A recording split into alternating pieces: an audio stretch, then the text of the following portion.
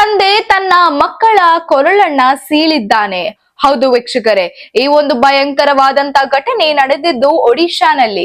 ಇಲ್ಲಿ ತಂದೆಯಾದಂತ ಶಶಿರಂಜನ್ ಮಿಶ್ರಾ ತನ್ನ ಇಬ್ಬರು ಮಕ್ಕಳು, ಅದರಲ್ಲೂ ಸಹ ಅವಳಿ ಜವಳಿ ಮಕ್ಕಳಾದಂತ ರಿದ್ದಿ ಮತ್ತು ಸಿದ್ದಿ ಇವರಿಬ್ಬರ ಕೊರಳನ್ನ ಸೀಳಿದ್ದಾನೆ.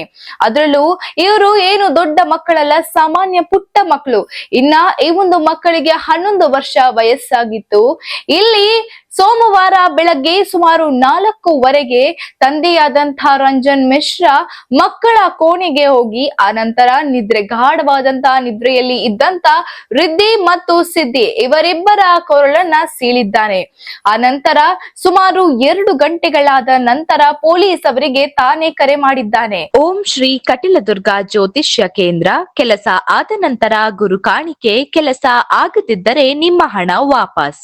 ಅನಂತರ ಪೊಲೀಸರು ಈ ಒಂದು ಸ್ಥಳಕ್ಕೆ ಹಾಜರಾಗಿ ಪ್ರತಿಯೊಂದು ಇನ್ವೆಸ್ಟಿಗೇಷನ್ ನಡೆಸಿದ ನಂತರ ತಾಯಿ ಆದಂತ ರೇಷ್ಮಾ ಹೇಳುವಂತ ಕಾರಣ ಆದ್ರೂ ಏನು ಗೊತ್ತಾ, ಅಲ್ಲಿ ತನ್ನ ಗಂಡ ಆದಂತ ಮಿಶ್ರಾ ಪ್ರತಿದಿನ ಮನೆಗೆ ಕುಡಿದುಕೊಂಡು ಬಂದಿ ಅನಂತರ ನನಗೆ ತುಂಬಾನೇ ಹೊಡಿತಾ ಇದ್ದ, ಬೈತಾ ಇದ್ದ, ಜೊತೆಗೆ ನನ್ಗೆ ಹಿಂಸೆಯನ್ನ ಕೊಡ್ತಿದ್ದ. ಇಷ್ಟು ವರ್ಷ ಕೂಡ ನನ್ನ ಹಾಗೆ ಜೀವನ ಮಾಡಿದ್ದೀನಿ, ಆದ್ರೆ ಇಂದು ತನ್ನ ಮಕ್ಕಳನ್ನೇ ಸಾಯಿಸಿದ್ದಾನೆ. ಇವನೆಂತ ಕ್ರೌರ್ಯ ಇರ್ಬೋದು ಇವನ ಮನಸ್ಸಲ್ಲಿ ಅಂತ ಹೇಳಿದ್ದಾಳೆ.